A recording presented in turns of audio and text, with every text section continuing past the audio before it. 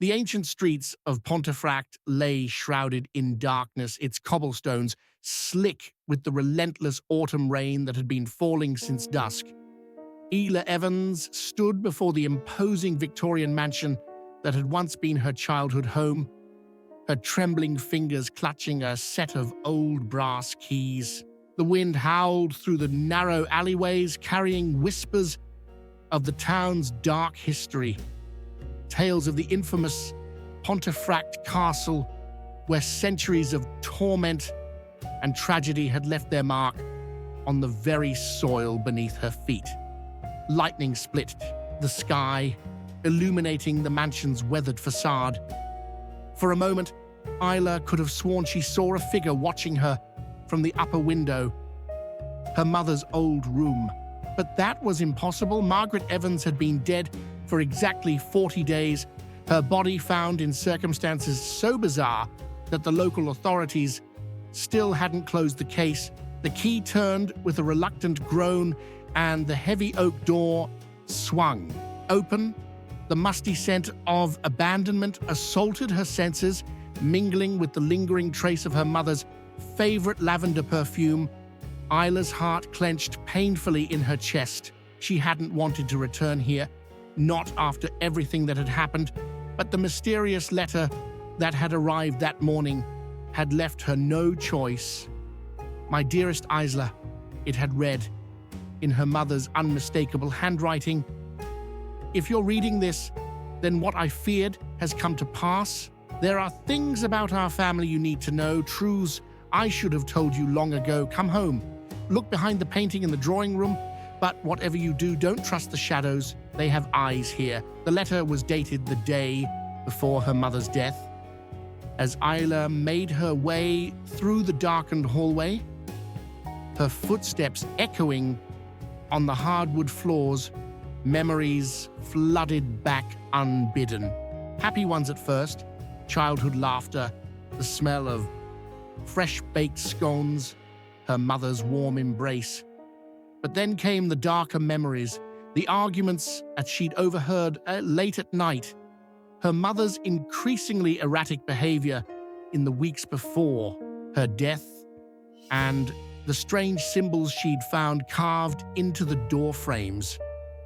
The drawing room door creaked open at her touch. Inside, moonlight filtered through the heavy velvet curtains, casting strange shadows across the oriental carpet.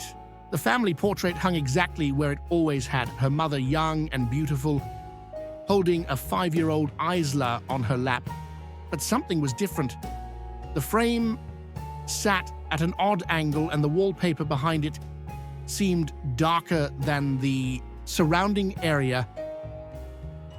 With trembling hands, Isla lifted the heavy frame from its hooks. There, carved into the wall itself, was a series of symbols similar to those she'd seen on the door frames. Below them, a small leather-bound journal had been thrust into a cavity in the wall. As she reached for it, a sudden gust of wind extinguished the candle she'd been carrying. The darkness that followed was absolute, and in that darkness, something moved.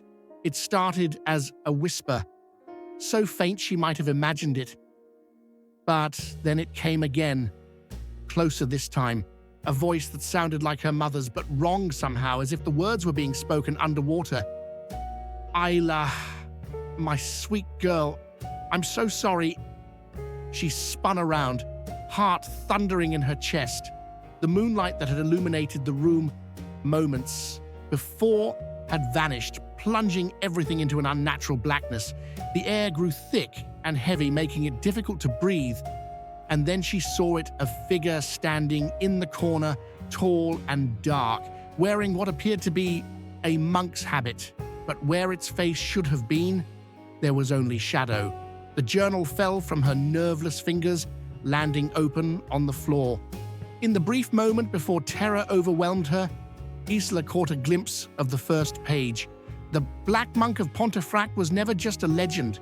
He is the guardian of secrets, the keeper of ancient promises, and now, my darling daughter, he has come to collect what is owed. What I did 30 years ago, I did to protect you, but some debts cannot remain unpaid forever." A cold hand brushed against her cheek, and Isla screamed. The sound echoed through the empty house, bouncing off walls that had witnessed decades of secrets. But it wasn't just fear that made her cry out. It was recognition, because in that touch, in that fleeting moment of contact, she had felt something impossibly familiar, something that brought back memories of bedtime stories and gentle goodnight kisses. "Mum," she whispered into the darkness. The figure in the corner moved closer, its movements jerky and unnatural. The temperature in the room plummeted, frost forming on the windows despite the autumn weather outside. And then, in a voice that seemed to come from everywhere and nowhere at once, it spoke. "Your mother made a choice, Isla Evans. Now you must make one too." The journal on the floor began to glow with an eerie blue light, its pages turning of their own accord. Isla watched, paralyzed with fear and fascination, as words began to form on the blank pages, words written in her mother's hand, but in blood-red ink that seemed to shimmer and move in the darkness. "My dearest daughter, by the time you read this, it will already be too late. The Black Monk has returned, just as the prophecy foretold. But what you must understand is that he is not what he seems. None of this is. The truth is far worse than any ghost story. The choice your mother made," the monk's voice rasped, "was to sacrifice everything to keep you safe. But safety comes with a price, child. And now, that price must be paid." Isla's mind raced, trying to make sense of what was happening. Her mother had always been secretive about their family's history, about why they'd moved to Pontefract in the first place, but this was beyond anything she could have imagined. The monk's presence seemed to fill the room, making the very air thick with malevolence, and yet something wasn't right. Through her terror, through the supernatural horror of the moment, a small detail nagged at her consciousness. Something about the way the monk moved, the way the shadows seemed to bend around him. Before she could pursue that thought, a scream shattered the night. Not her own this time, but one that seemed to come from the very walls themselves. It was her mother's voice, filled with agony and despair.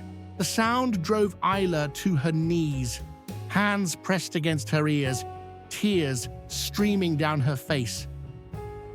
When she looked up again, the monk was standing directly in front of her, his shadowy form towering over her crumpled figure. But now she could see something else in the darkness where his face should have been. A reflection, perhaps, or a memory. Her mother's face contorted in anguish, screaming silently in an endless loop of torment.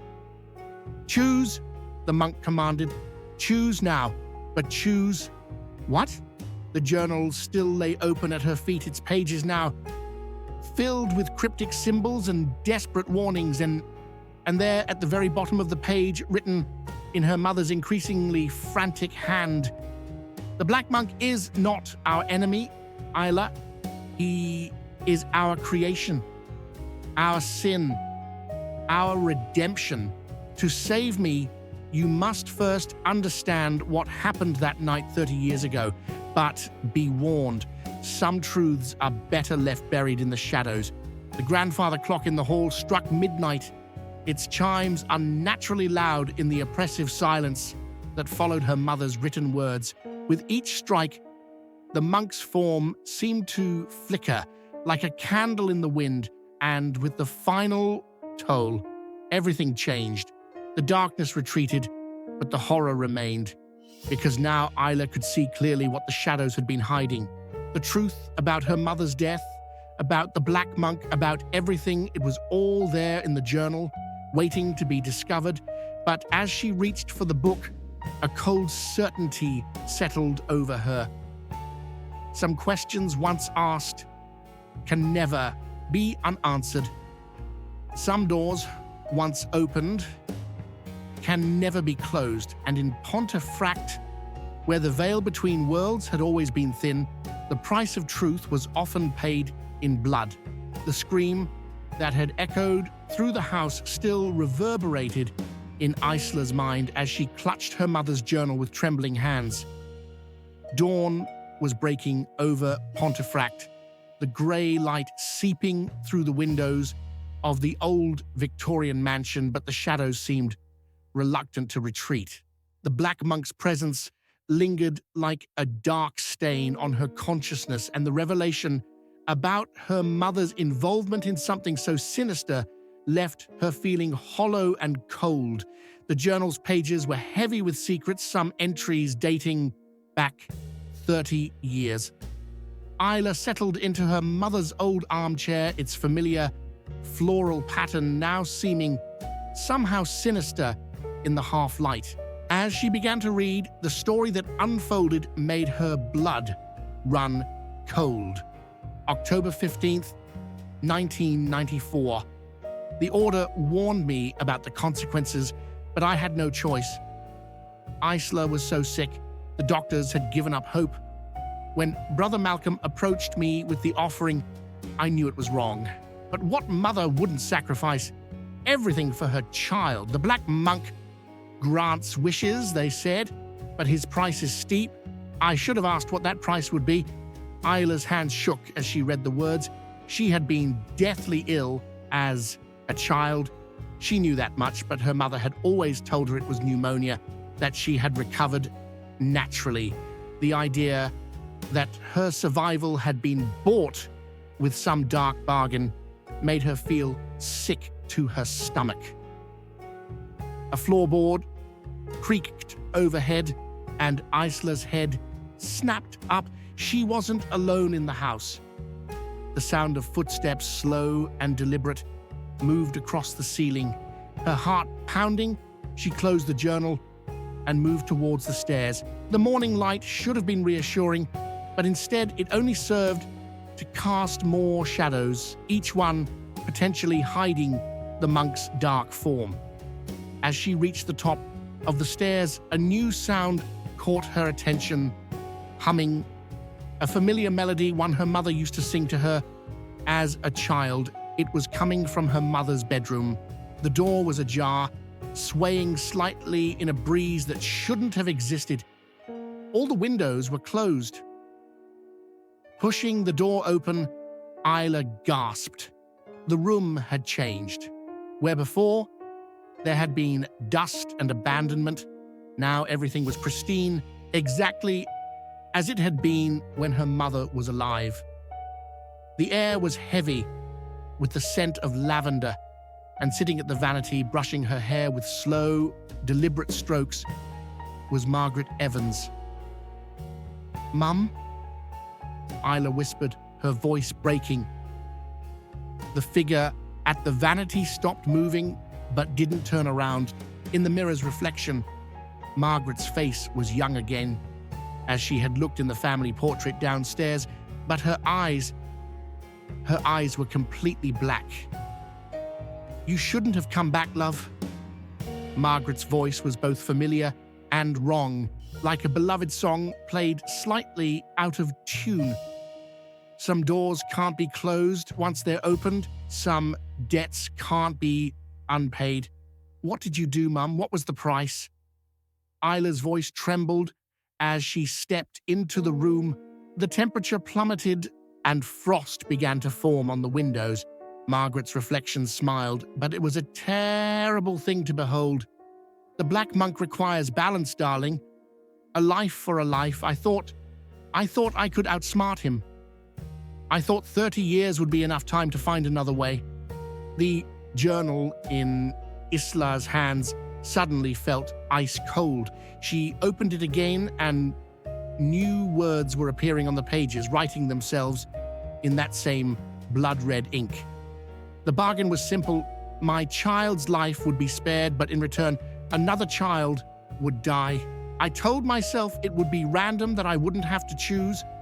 But the monk doesn't deal in randomness. He made me choose, and God help me, I did. Horror crept up Isla's spine as she read the words. "Who?" she whispered. "Who did you choose?" Margaret's reflection finally turned to face her daughter, tears of black liquid streaming down her face. "Your best friend, George? He had a sister once. Little Emily, she was your age. Such a sweet child." The room began to spin as memories crashed over Isla like waves. George's family had moved to Pontefract when they were all children. She remembered him talking about a sister, but the details had always been hazy, as if the memories themselves were trying to hide from something. But that wasn't enough. Margaret's voice had taken on an ethereal quality, echoing slightly in the frozen air. "The monk requires more than just the initial payment. He requires devotion, service. For 30 years I did his bidding. I helped him collect other debts, guide other desperate souls to his door. And now it's your turn." A deep voice rumbled from the shadows behind Isla. The black monk had returned, his form somehow more solid in the daylight, more terrifyingly real. "Your mother's debt must be paid in full. But first, you need to understand, to see." The mirror on the vanity began to ripple like water, and in its surface, Isla saw scenes from the past playing out like a horrific film. Her mother, younger but with eyes already haunted, leading other parents to make their own dark bargains. Children recovering miraculously from terminal illnesses while others sickened and died. The black monk always present, always watching, his influence spreading through Pontefract like a cancer. "The Order of the Black Monk has existed for centuries," Margaret's reflection explained, her voice growing fainter. "We maintain the balance between life and death. Every miracle has its price. Every life saved requires a sacrifice. Your survival 30 years ago wasn't just bought with one death. It began a chain reaction that has claimed dozens of lives." Isla's eyes stumbled backward, her mind reeling from the revelations. But the monk blocked her retreat, his cold presence pressing against her back. "Your mother's time is done," he intoned, "but the order requires an Evans woman. The choice is yours now. Isla, take your mother's place, continue her work, or what?" Isla's voice was barely a whisper. "Or I collect all the debts at once, every life your mother traded, every bargain she struck. Hundreds of souls, including yours, returned to their rightful place. The balance must be maintained." Journals pages began to turn of their own accord, revealing names, dates, photographs of children, some who had lived when they should have died, others who had died to pay for those miracles. And at the very end, a new page was writing itself. The choice of Isla Evans. The words remained unfinished, waiting for her decision. In the mirror, her mother's reflection was fading, the black tears now running like rivers down her face. The black monk's presence grew stronger, more demanding, and outside the window, Isla could see other figures gathering, dark shapes in monks' robes, watching, waiting. The Order of the Black Monk wasn't just a ghost story or a local legend. It was a dark machine that had been operating in the shadows of Pontefract for centuries, maintaining a terrible balance through sacrifices and bargains. And now Isla stood at a crossroads, forced to choose between becoming part of that machine or allowing it to claim its due. But as she looked closer at the journal, at the names and dates, something caught her eye, a pattern she hadn't noticed before, something her mother had hidden in the details, a possible way out. But to understand it, she would need help. She would need to talk to George, to make him remember his sister, to uncover the full truth about what happened 30 years ago. The black monk seemed to sense her thoughts. Choose quickly, Isla Evans. Time grows short, and the dead are waiting. In the vanity mirror, her mother's reflection had almost completely faded away, but her last words hung in the air like frost. I'm so sorry, my darling. I thought I was saving you, but I only delayed the inevitable. Whatever you choose now, remember, the monk can be bound by his own rules. The answer is in the patterns, in the numbers, in the reflection vanished completely before she could finish. The journal in Isla's hands grew colder still, and the blank page waited for her choice. But Isla's mind was racing, connecting dots her mother had left for her to find. There was more to this story, more to the Order's power than even the black monk was revealing.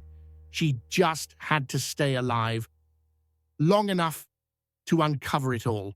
The rain had returned to Pontefract, drumming against the windows of the old counting house pub on Cornmarket. Isla sat in a corner booth, her mother's journal hidden safely in her bag, watching the door with growing anxiety. She had called George an hour ago, and his reaction to her request for a meeting had been strange, a long silence followed by a whispered, "I'll be there." The pub was nearly empty this early in the afternoon, the few patrons nursing their pints in silence. An old jukebox in the corner played Vera Lynn's "We'll Meet Again," the haunting melody seeming oddly appropriate given the circumstances, and the bartender, an elderly man with kind eyes, kept glancing in her direction with what looked like concern. When George finally walked in, Isla barely recognized him. Her childhood friend, usually so put together in his role as a local solicitor, looked haunted. Dark circles shadowed his eyes, and his normally pristine suit was rumpled. He slid into the booth across from her, his hands shaking as he placed them on the table. "I knew this day would come," he said without preamble, his voice hoarse. "When they found your mum, I knew it was starting again." Isla leaned forward, her heart pounding. "You knew about the black monk, about Emily?" At the mention of his sister's name, George flinched as if he'd been struck. The overhead lights flickered briefly, and a cold draft swept through the pub despite the closed doors and windows. "We're not supposed to talk about her," he whispered, looking around nervously. "They made us forget, made everyone forget, but I kept something." He reached into his jacket pocket and withdrew a worn photograph. Isla gasped as he placed it on the table. It showed 3 children playing in what she recognized as the garden of her old house. Herself, George, and a little girl with George's eyes and smile, Emily. The sight of her brought back memories that had been locked away, memories that made Isla's head spin. "The day she died," George continued, his voice breaking, "I knew something was wrong.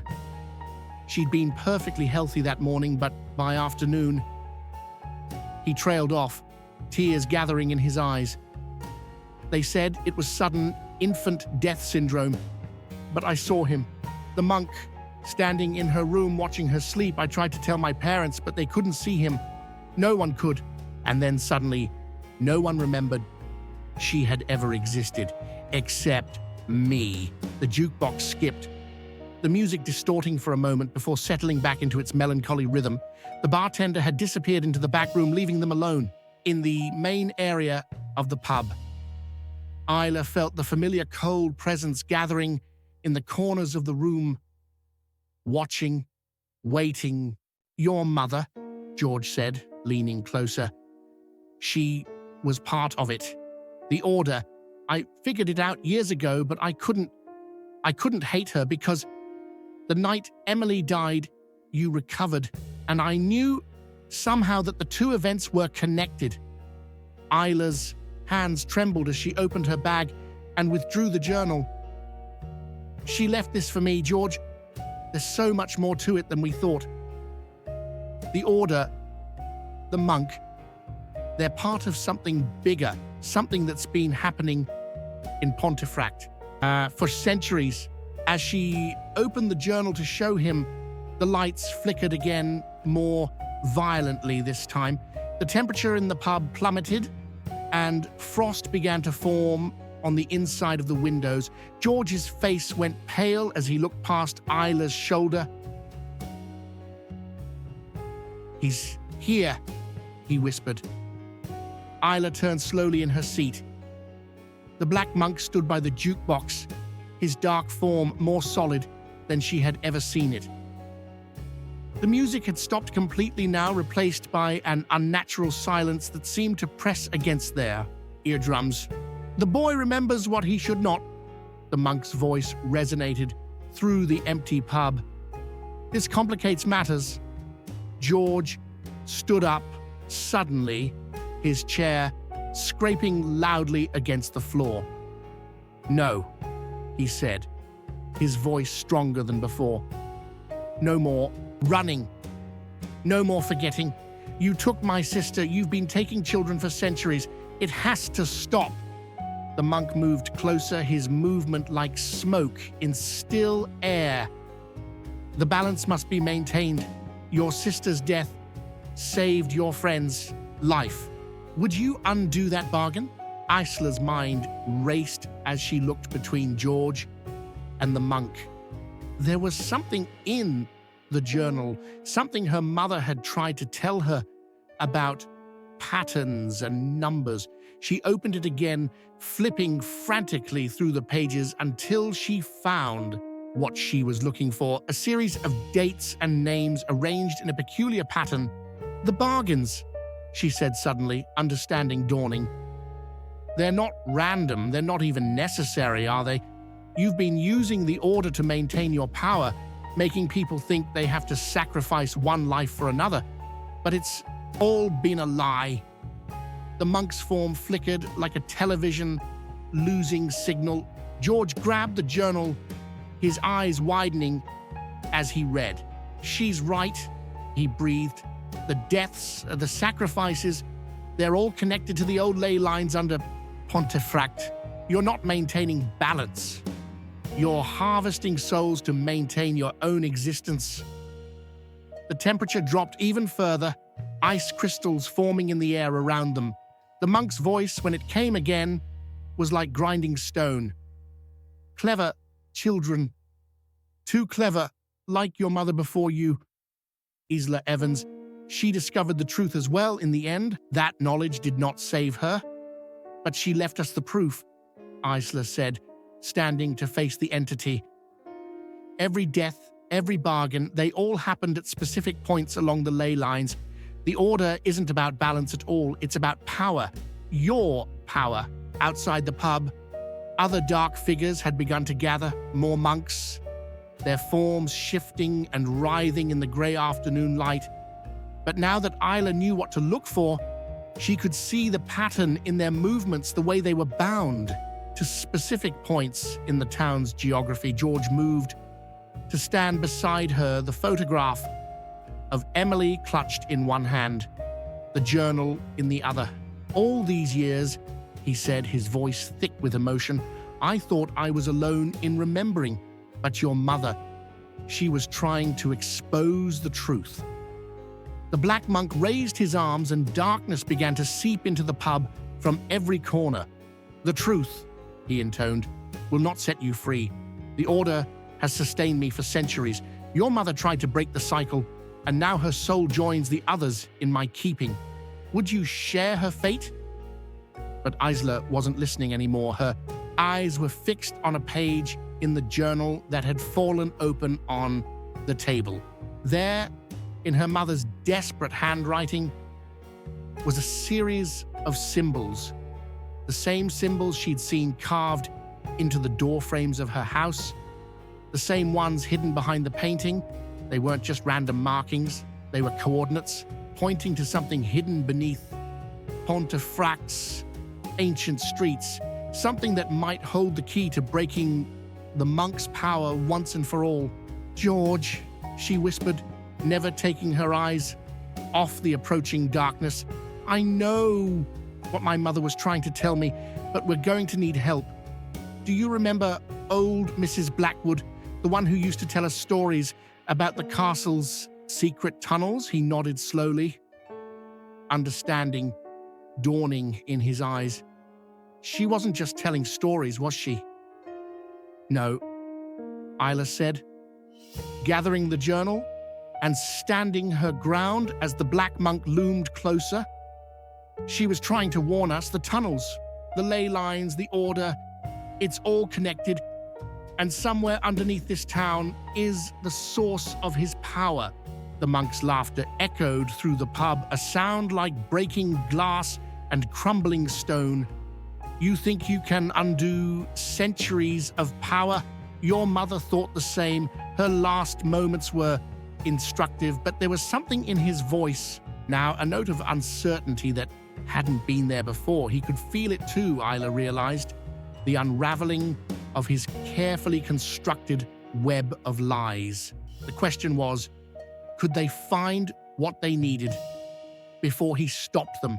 As if in answer, the photograph in George's hand began to glow with a soft, warm light.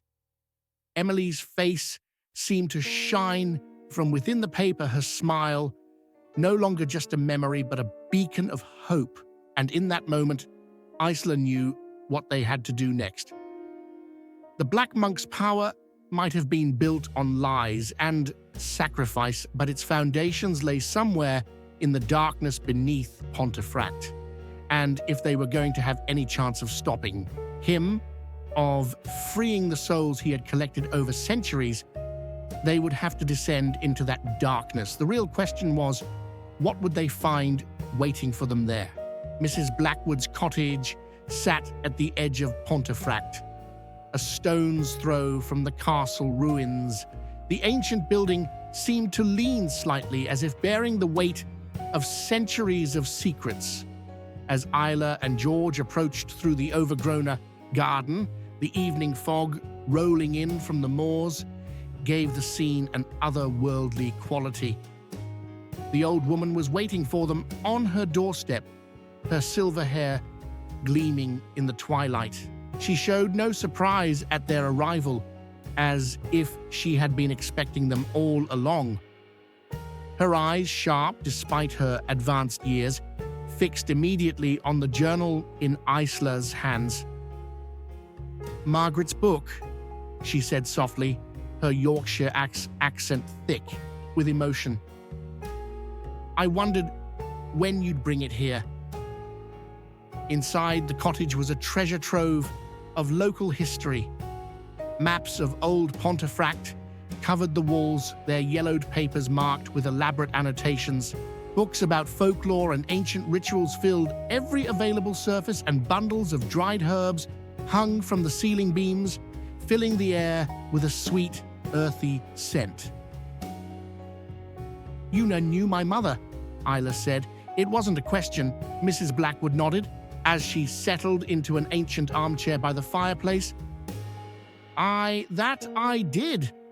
Knew her better than most, perhaps. I was there the night she made her bargain with the monk, tried to stop her, but a mother's love?" She shook her head sadly. "It's a powerful thing." George stood by the window, watching the fog thicken outside. "Why didn't you tell us the truth about the tunnels, about Emily?" The old woman's eyes filled with tears. "Some truths are too heavy for children to bear. But you're not children anymore, are you? And now, the weight of those truths falls to you." She rose slowly and moved to a large oak cabinet in the corner. From its depths, she withdrew a rolled parchment, its edges crumbling with age. As she spread it on the table, Isla and George leaned in to look. It was a map of Pontefract, but unlike any they had seen before. Intricate lines crisscrossed the town's layout, forming patterns that seemed to pulse with an inner light. ley lines, Mrs. Blackwood explained. The ancient paths of power that run beneath the town. The Black Monk didn't choose Pontefract by chance. This place, it's a nexus, a crossing point between worlds. And these lines? She traced one with a gnarled finger. They're not just marks on a map, they're channels. Every soul the Order has taken, every life sacrificed, their energy flows along these paths, feeding something deep beneath the castle. Isla compared the map to the symbols in her mother's journal. She was tracking them, the sacrifices, trying to understand the pattern. More than that, Mrs. Blackwood said. She was trying to break it. Your mother discovered something in those tunnels, something the Order had kept hidden for centuries. But before she could use that knowledge, the old woman's voice trailed off meaningfully. George moved closer to the table, his face pale. The night Emily died, it wasn't random, was it? The Order chose her specifically because of where we lived. Mrs. Blackwood nodded grimly. Your house sat on one of the strongest ley lines. The monk needed a powerful sacrifice to maintain his hold over the town. A child's soul, freely given through a parent's choice. There's no greater power. The temperature in the room dropped suddenly, and the flames in the fireplace flickered. Outside, the fog pressed against the windows like a living thing, and within its swirling depths, dark shapes began to move. They're coming, Mrs. Blackwood said, her voice urgent. The Order knows you're here, knows you're close to the truth, but there's something else you need to understand before they arrive.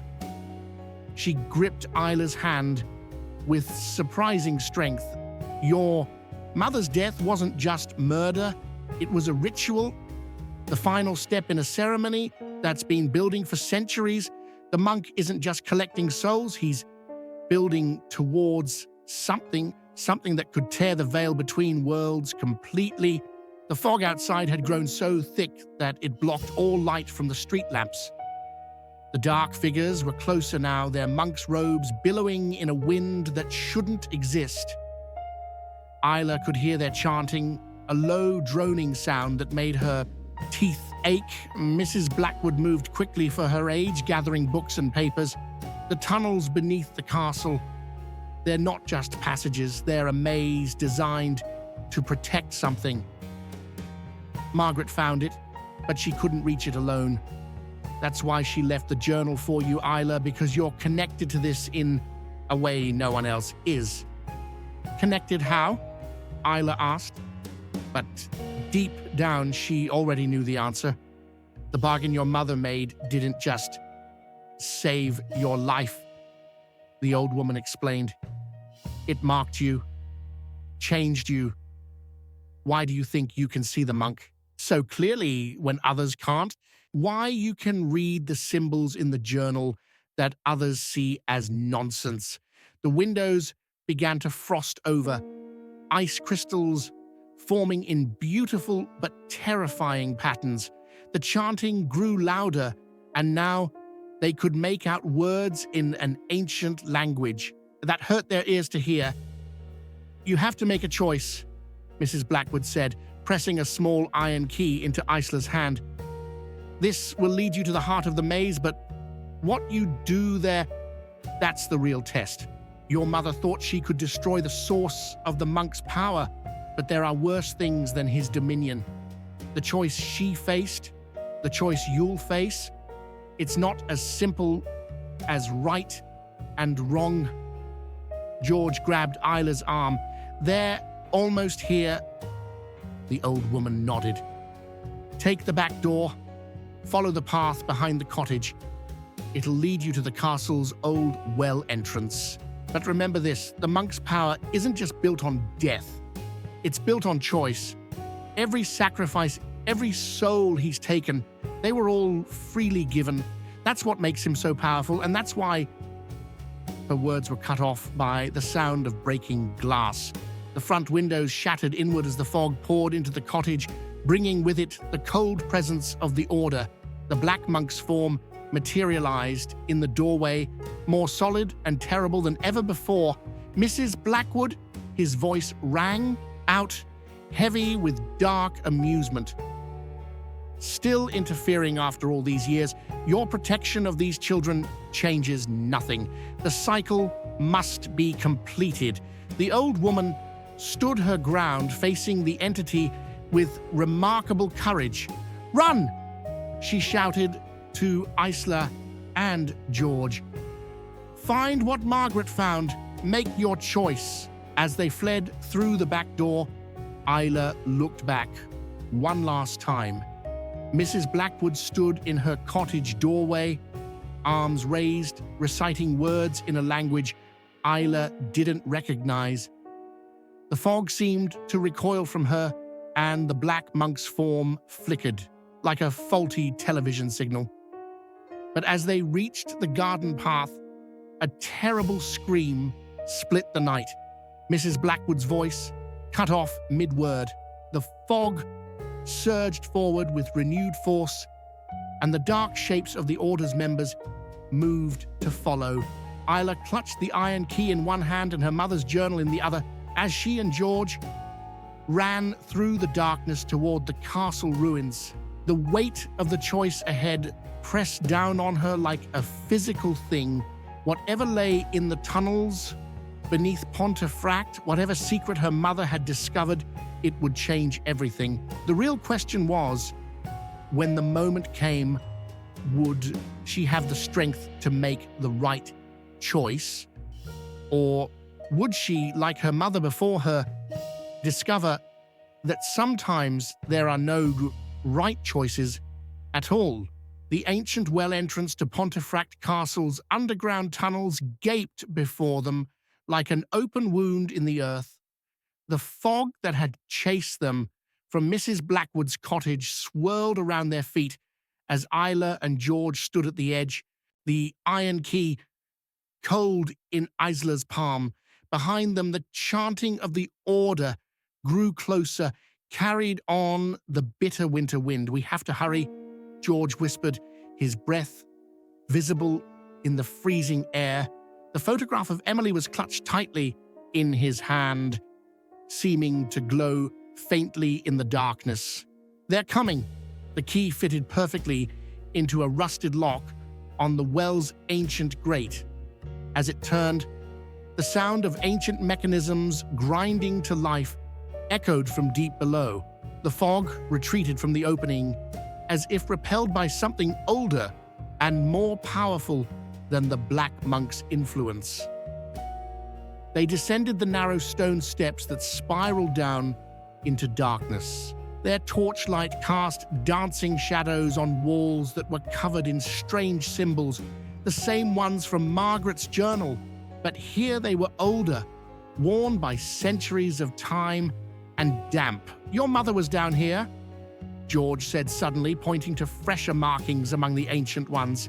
"Look, she was translating them." Isla ran her fingers over her mother's familiar handwriting, carved hastily into the stone. "It's a warning," she translated, her newfound ability to read the symbols flowing naturally now, "about what lies at the heart of the maze, about what the Order was really created to contain." The tunnel leveled out into a larger chamber, and their torchlight revealed a sight that made them both gasp.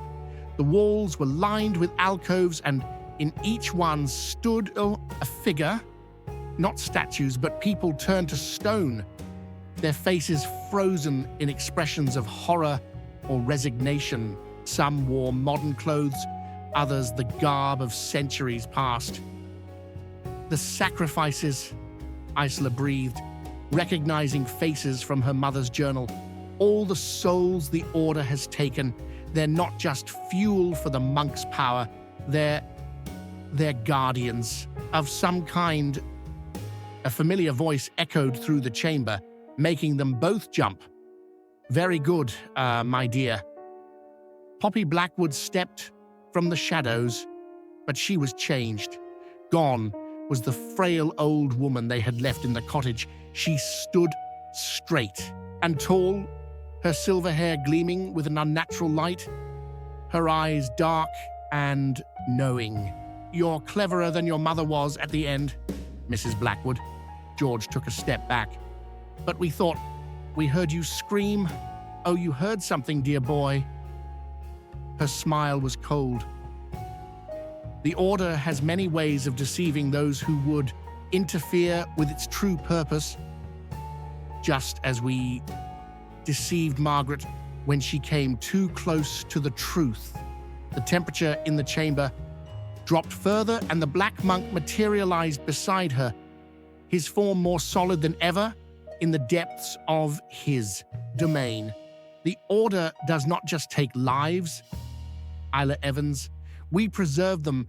Every soul here chose their fate, chose to become part of the great work. Your mother understood. In her final moments." Isla's mind raced, connecting pieces of the puzzle. The sacrifices, the ley lines, they're not powering you. They're containing something underneath Pontefract. "Beneath this castle lies a gate," Mrs. Blackwood said, moving closer. "A doorway to somewhere else. Somewhere the living were never meant to see. For centuries, the Order has maintained the seal, feeding it with freely given souls to keep it closed." "But why children?" George demanded, his voice breaking. "Why, Emily?" The black monk's voice was like grave dirt, shifting. "Innocence has power, boy, the pure soul of a child, freely sacrificed by one who loves them. There is no stronger bond to forge the chains that hold the gate." "Your mother discovered the truth," Mrs. Blackwood continued, her eyes fixed on Isla. "She thought she could find another way, break the cycle of sacrifice. But she didn't understand. The gate must remain sealed. The price must be paid." A distant rumbling shook dust from the ceiling, and the stone faces in the alcove seemed to shift just slightly, as if in response to some unseen force. The photograph in George's hand burst into blue flames that gave off no heat, and Emily's face shimmered with an otherworldly light. "The gate is weakening," the monk intoned. "The old sacrifices fade. It requires new blood, freely given. Your mother's death bought us time, but not enough. Now you must choose, Isla Evans. Take your place in the Order, help us maintain the seal, or watch as everything your mother died to protect comes undone." More members of the Order emerged from the shadows, their dark robes seeming to absorb the torchlight. Among them, Ela recognized faces, people from town, people she had known all her life. All of them had made their choices, paid their prices, but something wasn't right. The symbols on the walls, her mother's hasty translations, there was more to the story. Isla opened the journal. "Phew, you're lying," she said, her voice growing stronger. "The gate, the seal, that's real, but the sacrifices, the souls," she pointed to the stone figures. "They're not maintaining the seal, they're being used to open it." Mrs. Blackwood's face hardened. "Clever girl, too clever, like your mother." "Every sacrifice weakens the barrier a little more," Isla continued, the truth becoming crystal clear. "The Order isn't protecting anything. You're trying to break through, to let whatever's on the other side enter our world." The black monk's form rippled with what might have been anger or appreciation. "The door swings both ways, child. What lies beyond the gate, some would call them demons, others gods. They've waited centuries to return, whispering to us, teaching us, helping us understand the true nature of power." "My mother figured it out," Isla said, her voice shaking. "That's why you killed her, not because she threatened to expose the Order, but because she found a way to seal the gate permanently." The chamber trembled again, more violently this time. In their alcoves, the stone figures began to crack, hairline fractures spreading across their surface. And from deep below, something answered the tremors with a sound that was not quite a roar and not quite a scream. "The time of choice has passed," Mrs. Blackwood declared, raising her hands. The other order members moved to surround them, their chanting beginning anew. "The gate opens with or without your cooperation. The only question is whether you will survive to see what comes next." But Isla wasn't listening anymore. Her eyes were fixed on the final pages of her mother's journal, where a new message was writing itself in Margaret's hand. "The seal can be remade, my darling, not with death, but with life, not with sacrifice, but with love. The power was never in the taking of souls, but in the giving of them. Find the heart of the maze. Find what I left for you. Make the choice I couldn't." The black monk lunged forward, his form billowing like smoke, but he was too late. Isla had seen what her mother had hidden in the patterns, in the symbols. She grabbed George's hand, and together they ran deeper into the tunnels, towards the heart of the maze, towards the truth that had cost Margaret Evans her life. Behind them, the order's chanting rose to a fever pitch, and the walls of Pontefract's ancient underground began to crack and split. The gate was opening, and whatever lay beyond it was eager to greet the world it had been denied for so long. The real question was, could Isla decipher her mother's final message in time to stop it? The heart of the maze, beneath Pontefract Castle, was a vast circular chamber, its domed ceiling lost in darkness above. At its center stood a pool of black water, still as glass, reflecting nothing. Ancient stone arches surrounded it, each carved with symbols that seemed to move when viewed directly. The air itself felt wrong here, too thick, too cold, as if reality was wearing thin. Isla and George stood at the chamber's edge, their breathing harsh in the unnatural silence. Behind them, the sounds of pursuit echoed through the tunnels. The order was coming. The black monk's influence pressed against their minds like a physical weight, trying to turn them back. "Your mother stood here." The monk's voice emanated from every shadow. She thought she could undo centuries of work. "The gate is opening, Isla Evans. The old gods are returning. You cannot stop what has already begun." But Isla's attention was fixed on the pool. In its depths, something moved, not a reflection, but memories. She saw her mother as she had been 30 years ago, making her desperate bargain. She saw Emily, George's sister, in her final moments. She saw every sacrifice the order had claimed, their souls not trapped in stone, but flowing like water through the ley lines, feeding the gate that lay beneath. "The seal," she whispered, understanding flooding through her. "It's not about death at all, is it? Every soul they took, every sacrifice they made, they were all connected by love. Parents choosing to save their children, willing to pay any price." George gripped her hand tighter, the photograph of Emily glowing brighter than ever. That's why they needed children, why they needed the choices to be made freely. Because love is the strongest force there is. Margaret's voice echoed through the chamber, but not from the pool.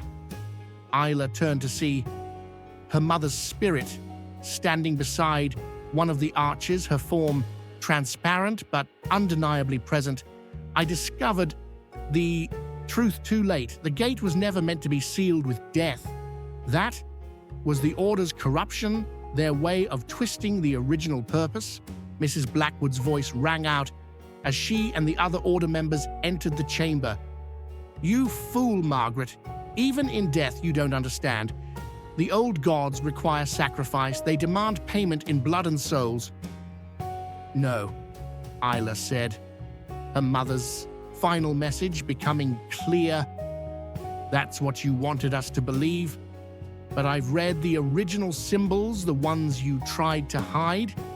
This place wasn't built to keep gods out. It was built to protect them, to keep them safe until they could return home."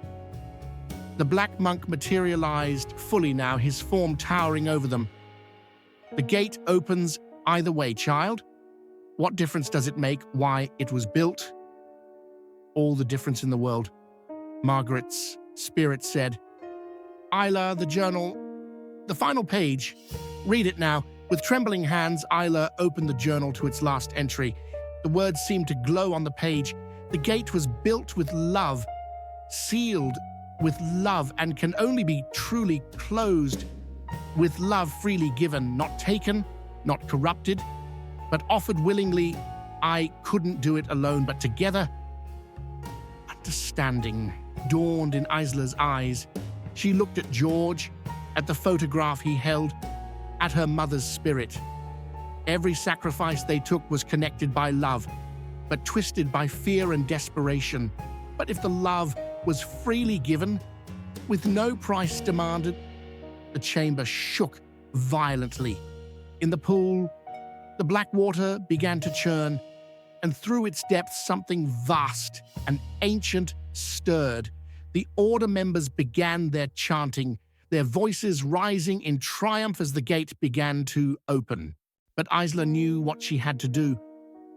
She stepped towards the pool, her mother's journal in one hand, George's hand in the other.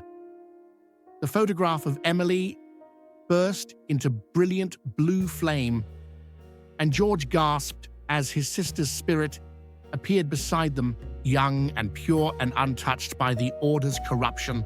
"The original seal," Isla said, her voice growing stronger, "was made with love, freely given, wasn't it? Not just one kind of love, all of it. The love between mother and child, between siblings, between friends.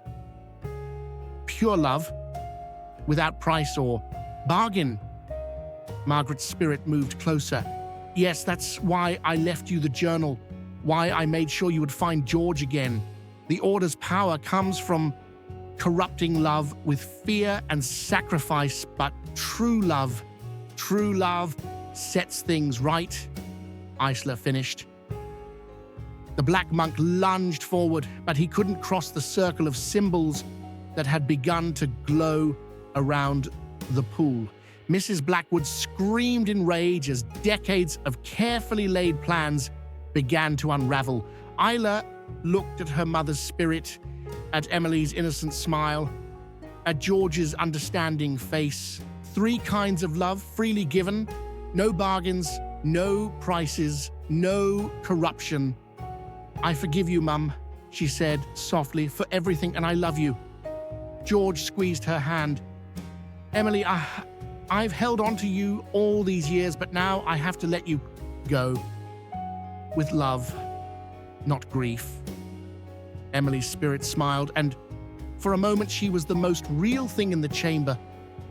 The pool's surface began to calm, the ancient things stirring in its depths, settling back into their long sleep. The gate wasn't closing. It was healing, returning to its original purpose. The Order's centuries of corruption were being undone by something far more powerful than all their dark rituals. The black monk's form began to dissolve, not in violence or anger, but in quiet acceptance. He had been corrupted too, twisted from his original purpose as guardian to become jailer and tormentor. As the pure love filled the chamber, he remembered what he had once been. Mrs. Blackwood and the Order members fell to their knees as their power drained away. The souls they had, trapped in stone, began to free themselves. not in vengeance but in forgiveness. Parents reunited with children, love uncorrupted by fear or desperation. The symbols on the walls shifted, revealing their true meaning, not warnings or bindings, but welcomes and blessings. The gate had never been meant to imprison or exclude. It was a sanctuary, a place where love could bridge the gap between worlds. Margaret's spirit began to fade, but she was smiling. "I couldn't break the cycle alone," she said. "I needed you to understand, to choose love freely, to forgive." As the chamber filled with gentle light, the ancient things beyond the gate settled into peaceful sleep once more, protected now by a seal of pure love freely given. The Order's corruption was broken, not through violence or sacrifice, but through understanding and forgiveness. Isla and George emerged from the tunnels into a dawn unlike any Pontefract had seen in centuries. The fog had lifted, the shadows had retreated, and the town felt somehow lighter, as if a great weight had been lifted from its foundations. In the days that followed, the Order's former members would remember their past differently. Not as dark, priests maintaining ancient bindings, but as people who had lost their way, who had corrupted something beautiful out of fear and misunderstanding. Many would spend years working to make amends. The Black Monk was seen sometimes in the castle ruins, but he was changed. No longer a figure of terror, but a guardian watching over the town, remembering his true purpose. Children no longer feared him. Instead, they said he appeared to those who needed comfort, who needed to be reminded that love was stronger than fear. Isla kept her mother's journal, but its pages had changed. Where once there had been darkness and desperate bargains, now there were stories of love and redemption, of bridges between worlds built not through sacrifice but through understanding. And sometimes, on quiet nights when the moon was full, those who walked near Pontefract Castle would hear singing, not the dark chants of the Order, but something older and purer. The songs of ancient things, dreaming peaceful dreams, protected by the strongest magic of all. Love freely given, with no price demanded and no bargain struck. For in the end, that was the real secret, hidden beneath Pontefract's ancient stones. Not that darkness could be fought with darker still, but that even the deepest shadows could be transformed by the simple, profound power of forgiveness and love.